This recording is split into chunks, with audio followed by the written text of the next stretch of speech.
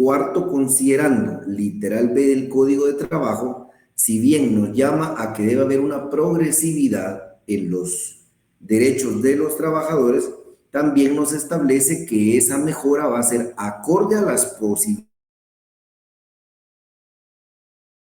Principio que nos da el sexto considerando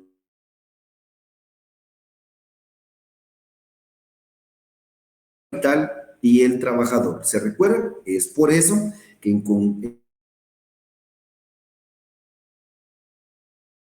el artículo 290 de conciliación como de arbitraje es mantener un justo equilibrio entre los factores de la producción, armonizando los derechos del capital y del trabajo. Está llamado, repito, a mantener ese equilibrio.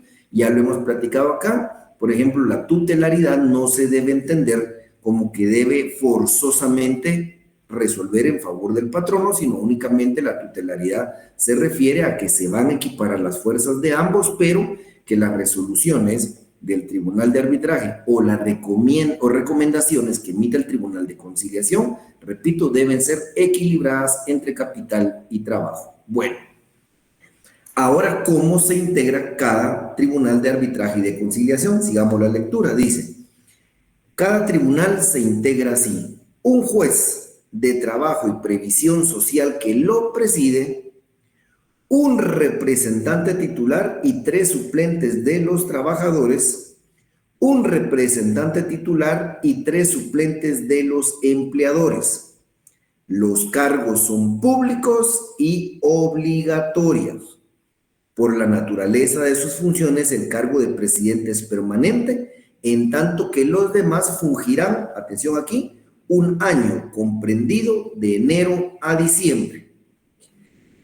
Los suplentes serán llamados en el mismo orden de su elección o designación. Entonces, tenemos que tener entonces claro, jóvenes, que siendo el presidente el juez titular de primera instancia de trabajo y previsión social, la ley nos está estableciendo que él va a estar de forma permanente en el juzgado, porque es el juez que ha sido nombrado por la Corte Suprema de Justicia y el encargado de cada judicatura de acuerdo a lo que la Corte le ha establecido, es decir, la competencia que le han establecido. Y entendemos ahora acá que este tribunal dice que se integra por un representante titular de los trabajadores y un representante titular por el lado patronal y 3 suplentes, ¿sí? Y 3 suplentes y que duran en sus funciones estos vocales del 1 de enero al 31 de diciembre de cada año, de conformidad con la designación que vamos a ver más adelante. Vamos ahora al artículo 294. Artículo 294 nos establece aquí. Los tribunales de conciliación y arbitraje tienen carácter permanente y funcionarán en cada juzgado que por designación de la Corte Suprema de Justicia conozca en materia laboral.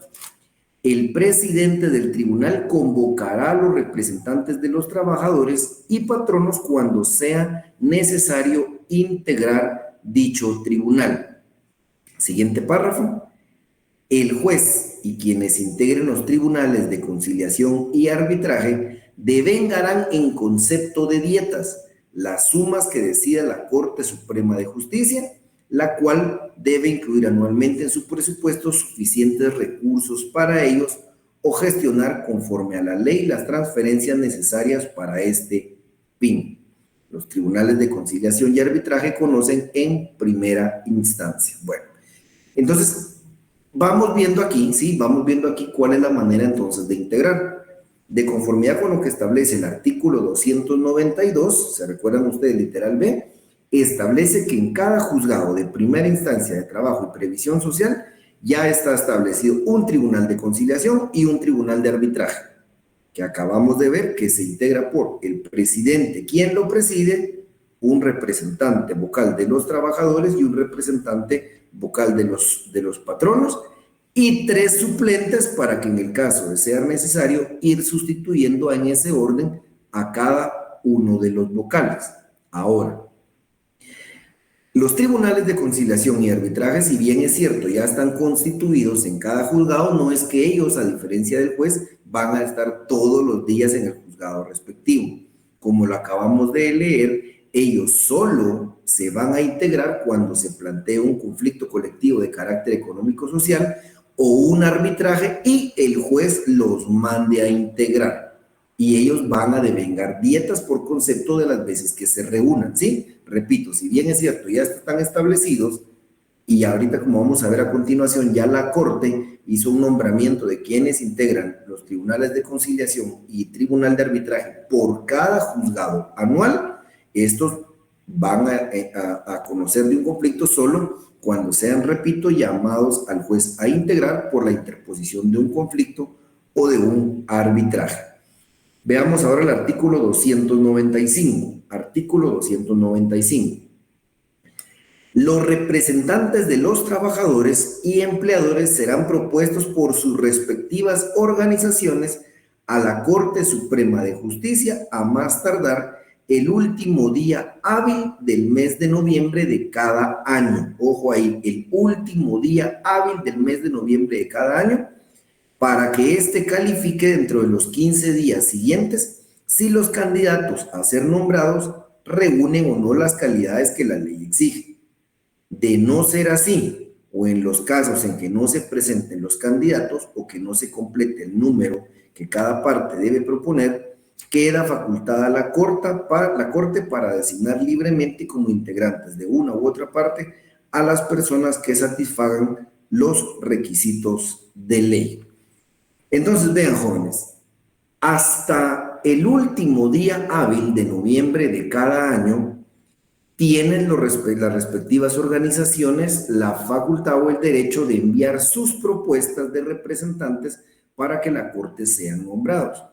Recuérdense que en el Estado existen no solo sindicatos, sino además federaciones e incluso creo que una confederación de sindicatos. Es decir, son estos tipos de representaciones que conllevan un número de sindicatos y por ende un gran número de trabajadores representativos, los que hacen su propuesta a la Corte Suprema de Justicia de quienes son sus representantes ante los respectivos Tribunal de Conciliación y Tribunal de Arbitraje. Por la parte patronal, recuérdense que quien ejerce la representación del Estado es la Procuraduría General de la Nación. Entonces, a nombre del Estado, es la Procuraduría la que envía el listado de sus representantes ante la Corte Suprema de Justicia para que sean nombrados sus representantes patronales.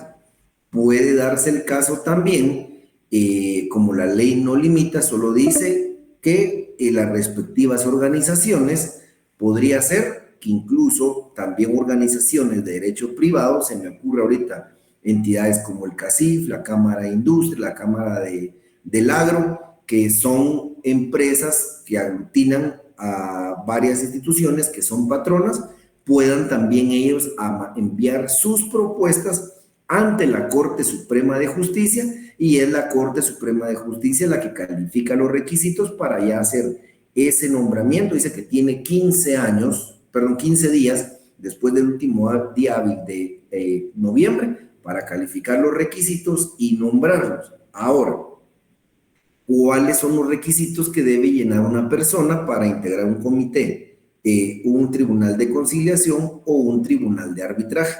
Veamos el artículo 296. Artículo 296 establece: los representantes de los patronos y los de los trabajadores deben ser guatemaltecos naturales de los comprendidos en el artículo 6 de la Constitución Política de la República. Este artículo, pues, obviamente ya no está vigente, si estamos hablando del año 60, cuando el código estaba en vigencia. Esta Constitución ya no existe, pero debemos entender que quienes vayan a integrar tribunales de conciliación o tribunales de arbitraje deben ser guatemaltecos naturales o de origen, como lo establece nuestra nueva Constitución. Establece mayores de 21 años, de instrucción y buena conducta notorio. ciudadanos en el ejercicio de sus derechos y del Estado seglar. Además, deben ser domiciliados en la zona jurisdiccional del juzgado respectivo y, ojo, no pueden ser conciliadores ni árbitros los abogados ni los miembros del organismo judicial, salvo el presidente del tribunal. Aquí es donde entra, se recuerdan ustedes, los famosos jueces lego, ¿sí? Jueces de hecho no son jueces de derecho.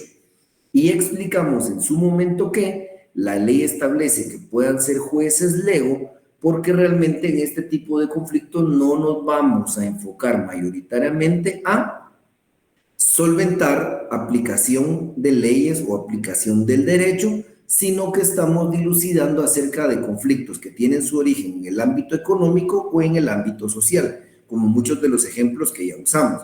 Estamos hablando de un aumento de salario, crear un nuevo bono, más días de vacaciones, o si se crea una guardería, o si la empresa puede subsidiar los almuerzos a costo a los trabajadores, es decir, que entonces en lugar de que el trabajador pague en la calle 25, 30 quetzales por un almuerzo, la empresa lo pueda dar a 12 quetzales, dejando el retiro a costo. Entonces, repito, es por eso que la ley prevé entonces que deban ser jueces legos, porque no se está o no vamos a aplicar aquí derecho, no vamos a aplicar leyes, sino que mayoritariamente estamos frente a un conflicto que tiene sus raíces, reitero, en un conflicto social o económico. Entonces, derivado de este 296, tenemos que tener la claridad de cuáles son los requisitos para poder integrar un tribunal de conciliación o arbitraje.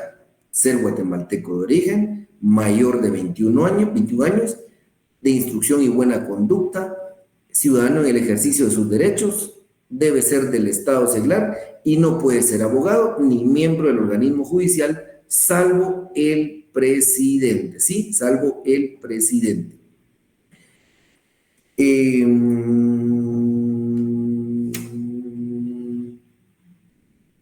Bueno, creo que hasta aquí vamos bien y tenemos que tener en cuenta que tanto para la integración del Tribunal de Conciliación como el Tribunal de Arbitraje es el mismo procedimiento y son los mismos requisitos, pero son distintos tribunales. Si alguien integra un Tribunal de Conciliación, no va a integrar un Tribunal de Arbitraje en el mismo juzgado. Eventualmente puede ser que en otro juzgado se integre, pero no va a ser en el mismo juzgado. Va a ser una propuesta para Tribunal de Conciliación y otra propuesta para Tribunal de Arbitraje. Adelante, estimada Evelyn. Buenas noches, licenciado. Sí, disculpe, yo solo tenía la duda de los requisitos que usted mencionó, eran para los representantes de los patronos y de los trabajadores para conformar los tribunales de conciliación o arbitraje, ¿verdad? Así es, estimada Evelyn. Lo que acabamos de leer como requisitos y prohibiciones en el artículo 296 son los que tienen que cumplir tanto las propuestas de representantes del trabajador como las propuestas representantes de los patronos. Es para ambos representantes. Ah, ok, muchísimas gracias. Excelente. Bueno, entonces, jóvenes, recapitulando, repito, vamos teniendo entonces la claridad. La organización de los juzgados de trabajo en materia colectiva es la siguiente. En primer lugar, el artículo 292, literal A, nos establece que el juez de primera instancia de trabajo y previsión social unipersonal es el competente para conocer cuando se plantea un conflicto de carácter jurídico o de derecho.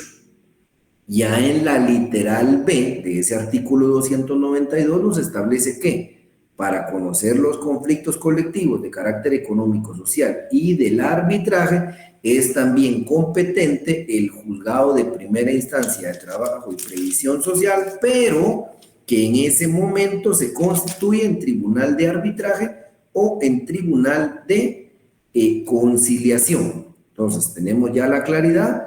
Bueno, ¿cuál es la finalidad de los tribunales de conciliación y arbitraje? Está en el artículo 293 y ya sabemos que este tribunal se conforma por un presidente que es el juez de primera instancia de trabajo y previsión social, un representante titular por el sector de los trabajadores y 3 suplentes que van a integrar en ese orden, y un representante de los patronos titular y 3 suplentes que van a ir integrando en ese orden. Entonces, estos tribunales tienen carácter de permanente en cada juzgado, pero que únicamente van a integrar cuando se plantea un conflicto o un arbitraje y el juez los manda a llamar. Sabemos que cada vez que integren, ellos van a ganar en concepto de dietas, y ahorita voy, mi estimado Brandon, y sabemos que la manera que tienen las respectivas organizaciones, tanto de patronos como de trabajadores, es hasta el último día hábil del mes de noviembre de cada año para mandar sus propuestas de trabajadores y patronos para integrar los tribunales de conciliación y arbitraje, y que la Corte tiene 15 días para verificar que cumplan con los requisitos del artículo 296. Adelante, mi estimado Brandon.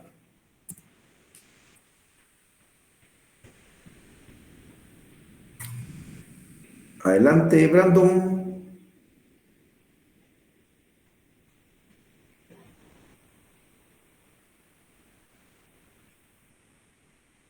No sé si va a intervenir, mi estimado Brandon, o ya no.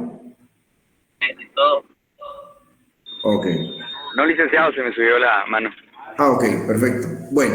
Gracias. Entonces, vean, jóvenes. Entonces, tenemos que tener en cuenta, veamos el artículo 383. Artículo 383, vamos a encontrar una peculiaridad.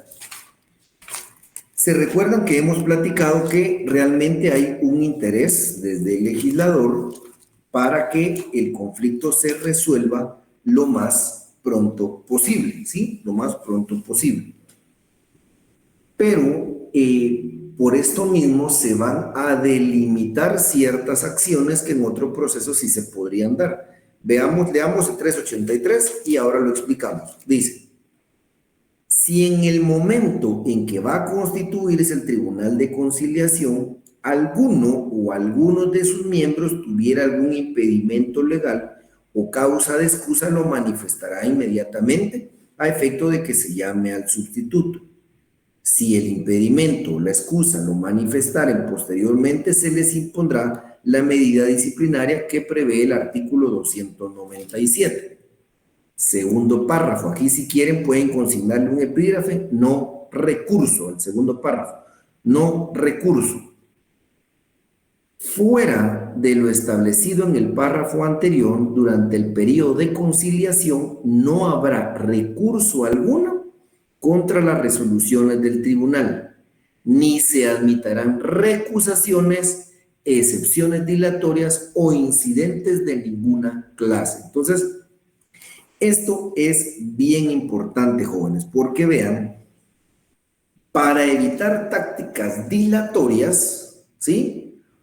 Veamos que una vez que se conforma el Tribunal de Conciliación, quien integra el Tribunal de Conciliación sí tiene la facultad de manifestar si tiene un impedimento legal, ¿sí? Que incluso puede ser un impedimento no necesariamente legal, digamos que tal vez sufrió un accidente, está suspendido de labores, está en el hospital, ¿sí? O si tiene el impedimento o la excusa, por ejemplo, por ser parte de la empresa que está planteando el conflicto, podría darse que en algún momento sea un trabajador de alguna institución del Estado y casualmente le toca conocer del conflicto del cual él es trabajador, se va a tener que excusar porque no puede ser juez y parte.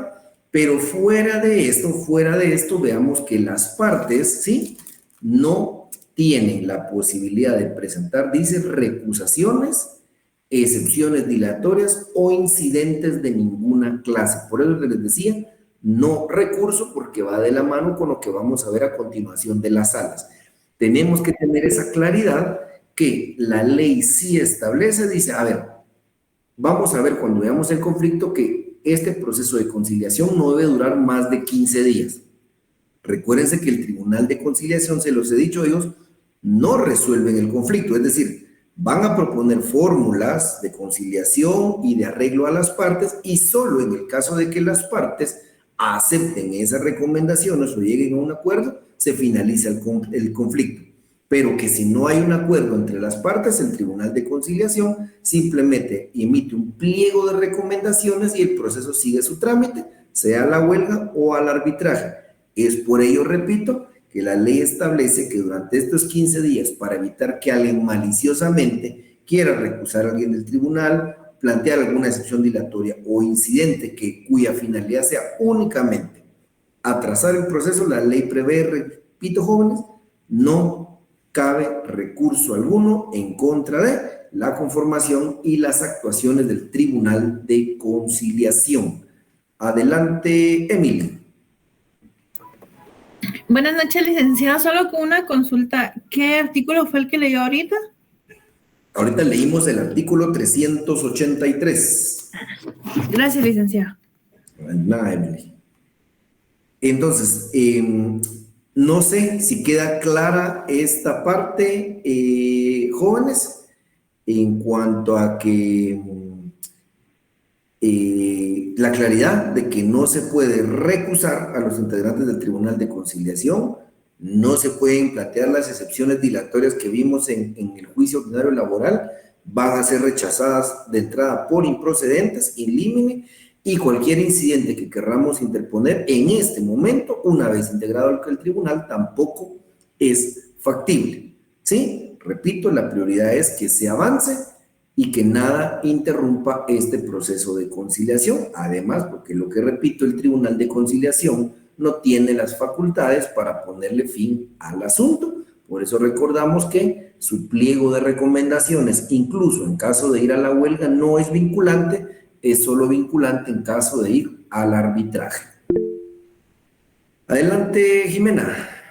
Buenas tardes, Rick. Solo tengo una duda. Donde dijo que colocáramos lo de no recurso es en el 383, segundo párrafo, ¿verdad? 383, segundo párrafo. Así es, estimada Jimena. Gracias, Rick. Excelente. Bueno, entonces, si no hay dudas, ya tenemos entonces la claridad que la organización en materia colectiva de trabajo tenemos al juez de primera instancia de trabajo y previsión social, repito, tiene competencia para ver lo relativo al conflicto colectivo de carácter jurídico de derecho.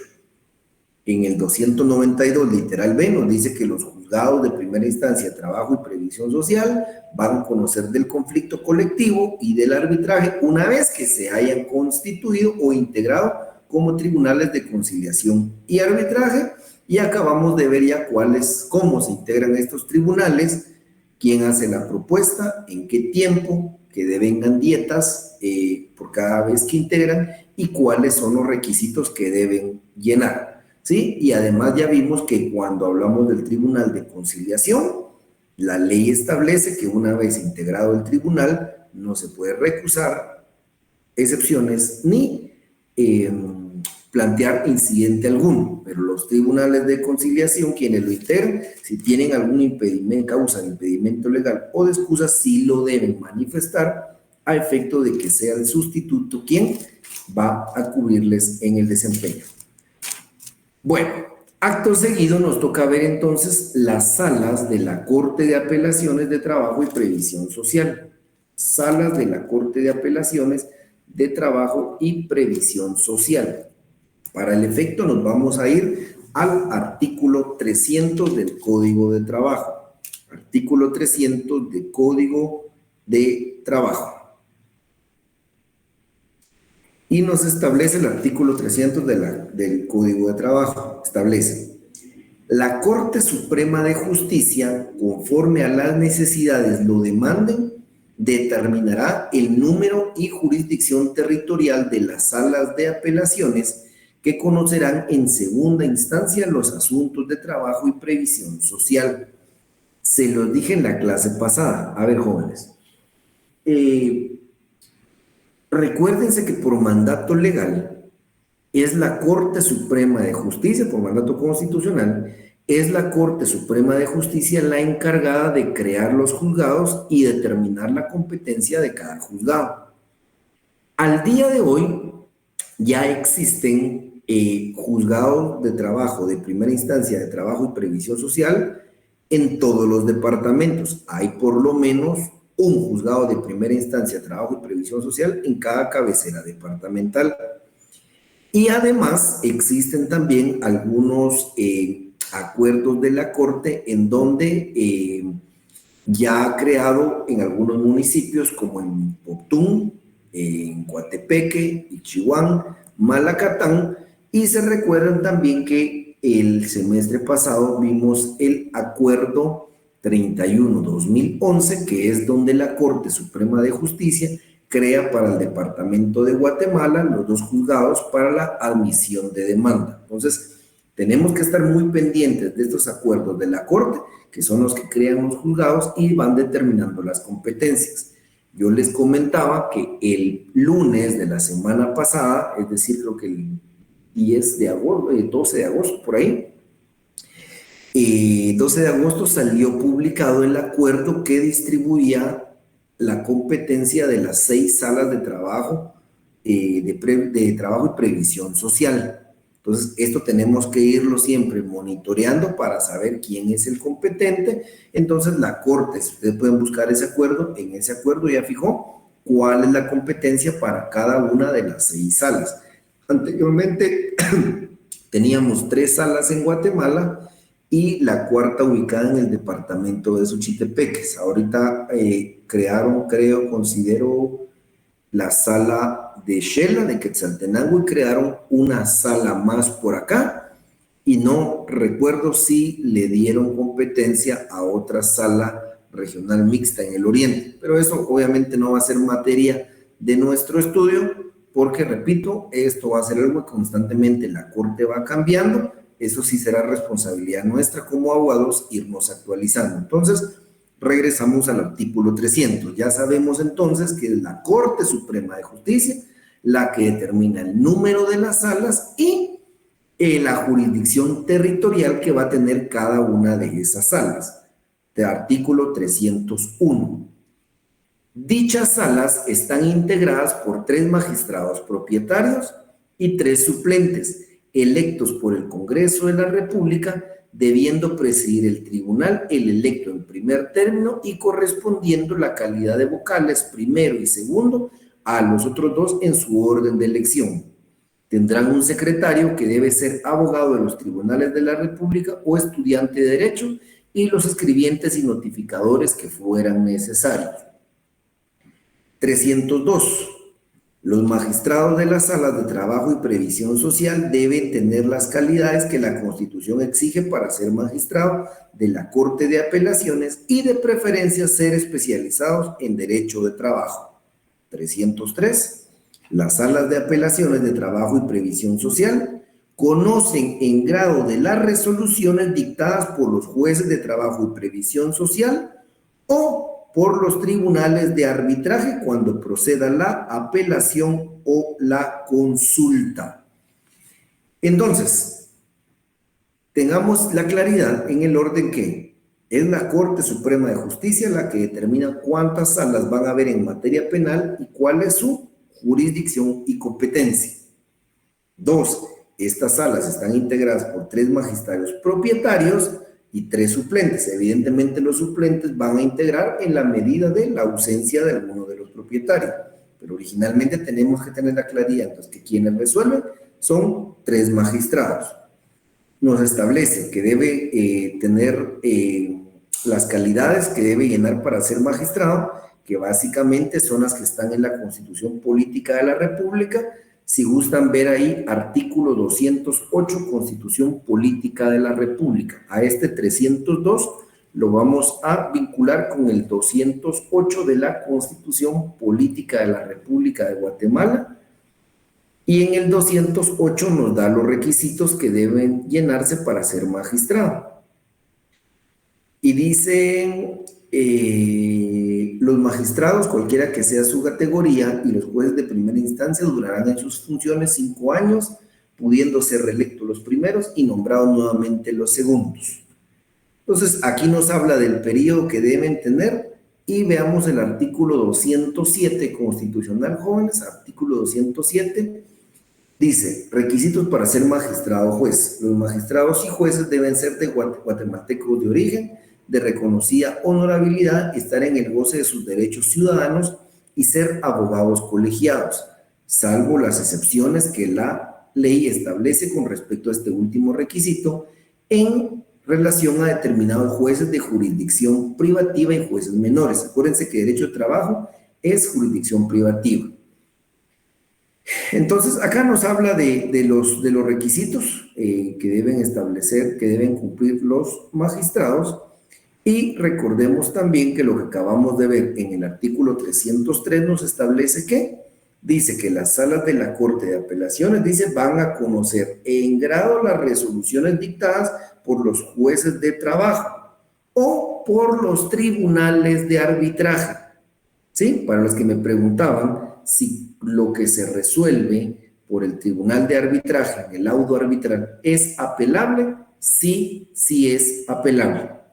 Ojo, que aquí no nos habla de resoluciones del Tribunal de Conciliación. Repito lo que les dije hace algunos minutos.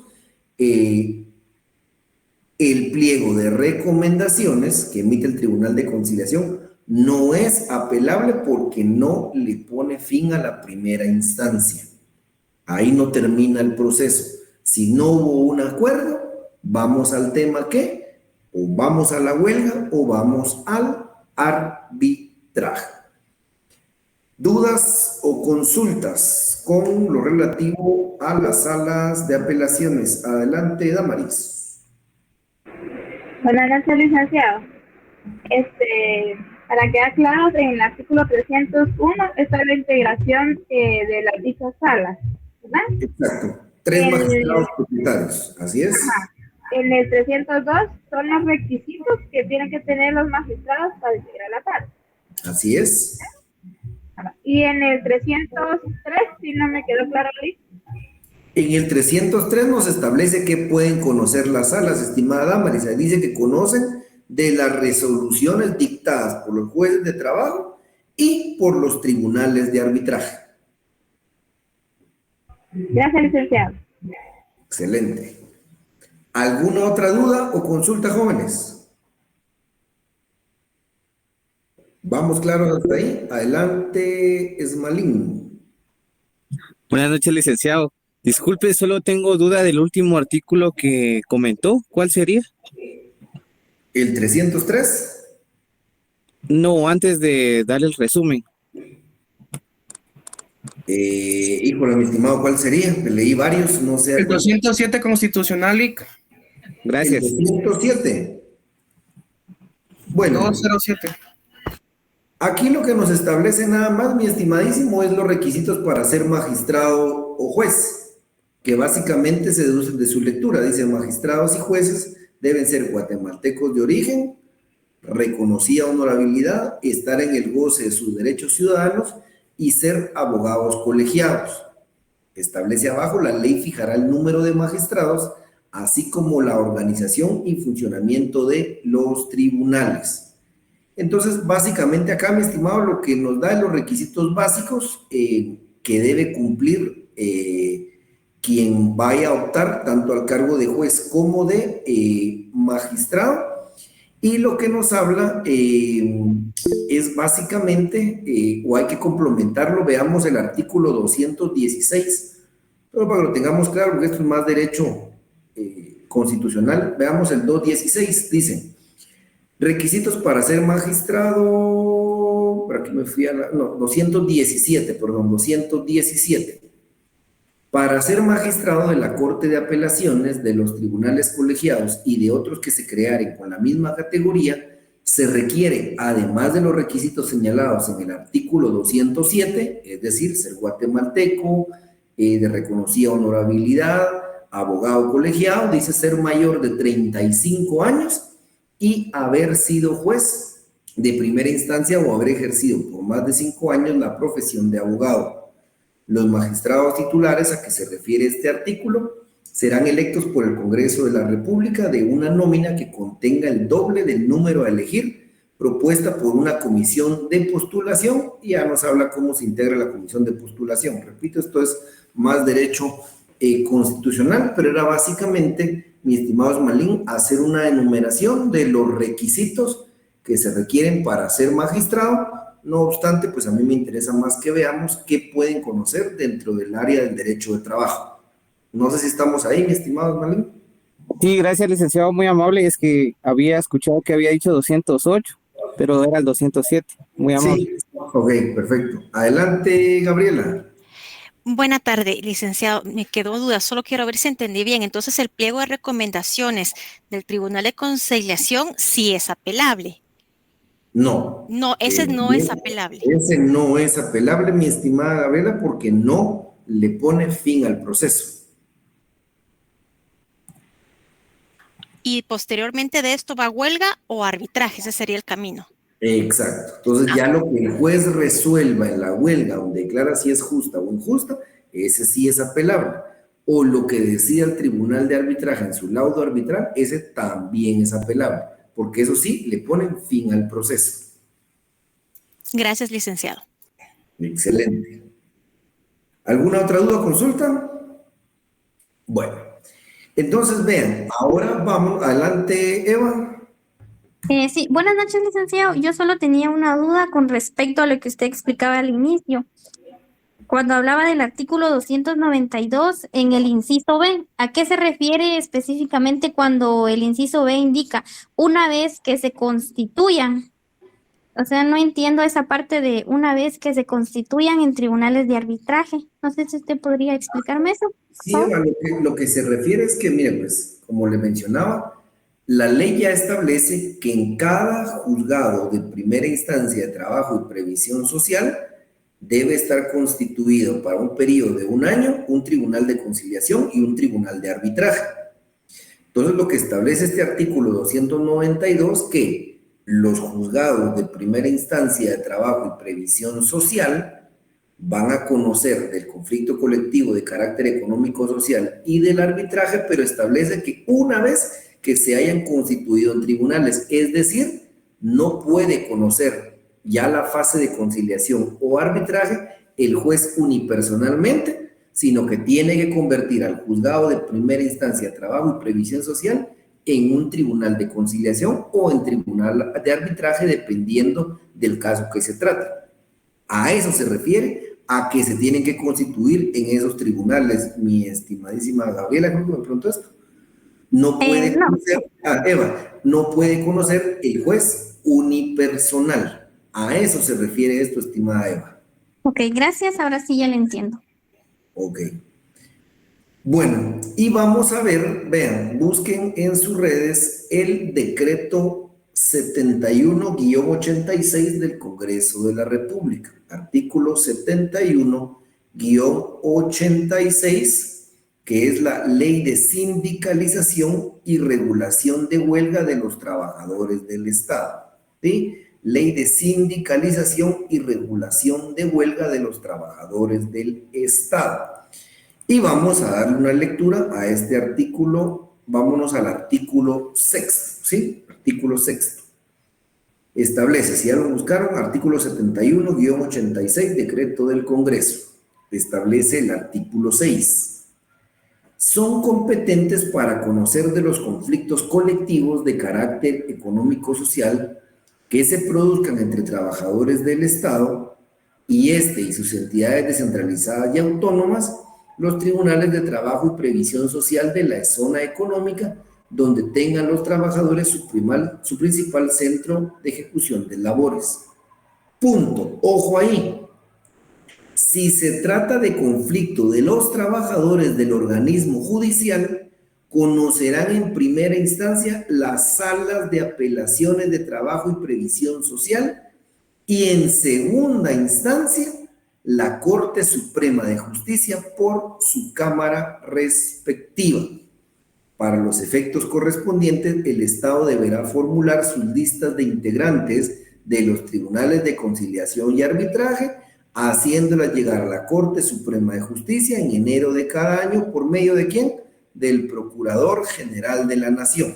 Solo recordémonos que el Código establece que las nóminas deben llegar el último día hábil de noviembre, ¿sí? Bueno, aquí encontramos el fundamento de que es el Procurador General de la Nación el que en representación del Estado como patrono envía las propuestas de representantes al Tribunal de Conciliación y Tribunal de Arbitraje. Pero lo que hay que destacar de este artículo, jóvenes, es, a ver, Creo que ya tenemos todos, absolutamente todos claros, que cuando vamos a emprender una negociación colectiva, ¿sí? Un conflicto colectivo de carácter económico-social, o vamos a plantear un arbitraje, lo vamos a realizar ante el juzgado de primera instancia de trabajo y previsión social, que sea el competente. Pero cuando hablamos de un conflicto colectivo de carácter económico-social planteado por los trabajadores del organismo judicial, jóvenes, ojo, ese conflicto ya no se va a plantear ante el juzgado de primera instancia de trabajo y previsión social y lo va a conocer en segunda instancia la sala de la Corte de Apelaciones. Si se trata, repito, de un conflicto colectivo de carácter económico-social planteado por los trabajadores del organismo judicial, conoce en primera instancia la sala de la Corte de Apelaciones de Trabajo y Previsión Social y conoce en segunda instancia la Corte Suprema de Justicia por su cámara respectiva, que sería la Cámara de Amparos y Antejuicios. ¿Sí? Entonces, sí tengamos esa claridad, repito, que el decreto 71-86 del Congreso de la República, Ley de Sindicalización y Regulación de Huelga de los Trabajadores del Estado, nos establece la regla general clara: conflicto colectivo, conoce el juzgado de primera instancia, trabajo y previsión social respectivo, se convierte en tribunal de conciliación. Cuando finaliza este conflicto, conoce en segunda instancia la sala de la Corte de Apelaciones. Pero entonces él crea una excepción a la regla, este decreto 71-86, y establece: si son trabajadores del organismo judicial, si es el sindicato de trabajadores del organismo judicial, sea el STOJ o el SOLTAJ, que son de los más famosos, quien plantea una negociación no va a ser el juez de primera instancia de trabajo y previsión social quien conozca, valga la redundancia, en primera instancia, sino que es la sala de la Corte de Apelaciones de Trabajo y Previsión Social, y va a conocer en segunda instancia la Corte Suprema de Justicia a través de su cámara respectiva. ¿Queda claro este apartado? Sí, licenciado, gracias. ¿Estamos? Excelente. Bueno. Y el último tema que nos compete ver previo a nuestro examen parcial, porque creo que ya no tenemos, nos tocaría clase, bueno, tenemos la clase el miércoles y la siguiente clase sería el 26, pero nos tocaría presencial, pero ya vi que hay exámenes programados para el quinto semestre, o sea, ya solo tendríamos la clase el día miércoles. El último tema que vamos a ver son los sujetos procesales, ¿sí? Los sujetos procesales. Y aquí tenemos que tener la claridad que los sujetos procesales son justamente aquellos involucrados dentro del conflicto que hacen valer un derecho, ¿sí? Hacen valer un derecho. Entonces, vamos a encontrar, ¿sí? Vamos a encontrar en sentido, que esto es lo que vamos a desarrollar ahorita, los sujetos procesales en sentido material no procesal. Entonces, vamos a ver aquí los tres sujetos, ¿sí? Los tres sujetos dentro del derecho procesal colectivo, que van a ser el grupo coaligado, el sindicato y los patronos. Grupo coaligado, sindicato y los patronos. A ver. Si vemos en el artículo 377, veamos el artículo 377, ¿sí? Artículo 377. Y nos establece: cuando en un lugar de trabajo se produzca una cuestión susceptible de provocar una huelga o paro, los interesados, si se tratare de patronos o de trabajadores no sindicalizados, elaborarán y suscribirán un pliego de peticiones en el que asimismo designarán 3 delegados que conozcan muy bien las causas que provocan el conflicto y a quienes se les conferirá en el propio documento poder suficiente para firmar cualquier arreglo en definitiva o simplemente ad referendum. Entonces, ¿qué debemos entender acá del grupo coaligado, que sería el primer sujeto procesal, jóvenes? ¿Sí? La coalición o el grupo coaligado, colisión o grupo coaligado. Lo que tenemos que entender del grupo coaligado con base a este artículo, repito, la ley a diferencia del sindicato, que sí nos da una definición, aquí básicamente lo que entendemos es que un grupo coaligado o una coalición de trabajadores es una unión de trabajadores no sindicalizados que designan 3 delegados con el propósito de suscribir y presentar al patrono un pliego de peticiones con el objeto de resolver cuestiones de provocar una huelga o paro dentro del lugar de trabajo. ¿Sí? Esto lo podemos deducir del artículo 377. Si ustedes se dan cuenta, básicamente solo ordené las ideas, pero en las conclusiones de este artículo 377 es, a ver, es un grupo de trabajadores que no son sindicalizados, que van a delegar 3 representantes para suscribir y presentar al patrono un pliego de peticiones cuando hay una controversia que puede ser objeto de derivar en una huelga o paro.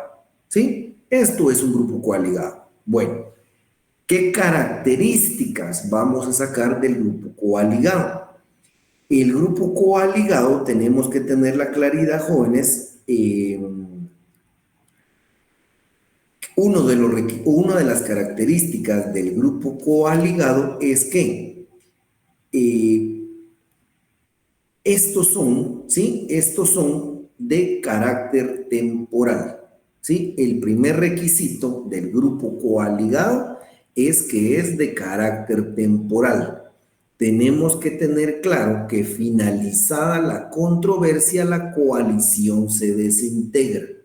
No existen, a diferencia del sindicato, como lo vamos a ver más adelante, el grupo coaligado no lleva un registro en la Dirección General de Trabajo, no se lleva un registro de grupos coaligados, no tienen una inscripción y personalidad jurídica como si lo tiene el sindicato. Entonces, repito, uno de los requisitos tenemos que tener claro que son de carácter temporal, ¿sí? Finalizada la controversia, se desintegra el grupo coaligado, se conforma solo para resolver un determinado conflicto. Y tenemos que tener la claridad, jóvenes, creo que esto ustedes ya lo manejan, porque lo vieron el semestre pasado, que cuando se firma un acuerdo con un grupo coaligado, ese instrumento jurídico se denomina convenio colectivo de condiciones de trabajo. Repito, cuando se suscribe un acuerdo entre un grupo coaligado y entre un patrono, este instrumento de normación colectiva se denomina convenio colectivo de condiciones de trabajo. Convenio colectivo de condiciones de trabajo. Y recordemos que posteriormente este convenio pasa al proceso de homologación, que es decir, que patrono y trabajadores deben enviar una copia al Ministerio de Trabajo para que éste sea revisado, ¿sí? Sea revisado y verifique que se han respetado los derechos de trabajo, que no se han disminuido, no se han tergiversado y no se han violentado. Pasan por un proceso de homologación, que ustedes lo vieron ya hace un año, no nos vamos a detener tanto ahí, pero es solo para recordar que artículo 52, y se recuerdan ustedes también que tuvieron que haber visto el acuerdo gubernativo 2221-94, que nos habla del procedimiento para la homologación. Pero repito, esto es materia de el curso pasado, solo para que lo tengamos presente. Dudas o consultas ahorita con el grupo coaligado, que nos vamos a quedar ahí y el siguiente día de clase vemos sindicato y patrono y con eso terminaríamos nuestro contenido del primer parcial. ¿Dudas o consultas con el grupo coaligado?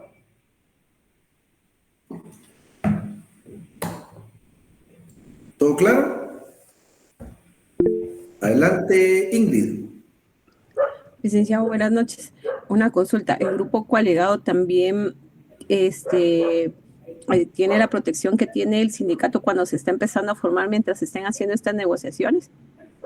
Como se los platicaba la vez pasada, mi estimada Ingrid, en la ley no lo establece, que una vez planteada la negociación gozan de inamovilidad, pero se los comentaba la vez pasada, déjenme conseguirles las sentencias de la Corte de Constitucionalidad, porque ya hay doctrina legal que los blinda, estimada Ingrid, ya hay doctrina legal, hay ya más de 3 sentencias contestes en el mismo sentido de la Corte de Constitucionalidad, en donde entiende que el espíritu es proteger a los que plantean una negociación colectiva. Entonces, repitiendo, en la ley no lo vamos a encontrar, pero ya existe doctrina legal en donde les brinda la protección, estimada Ingrid.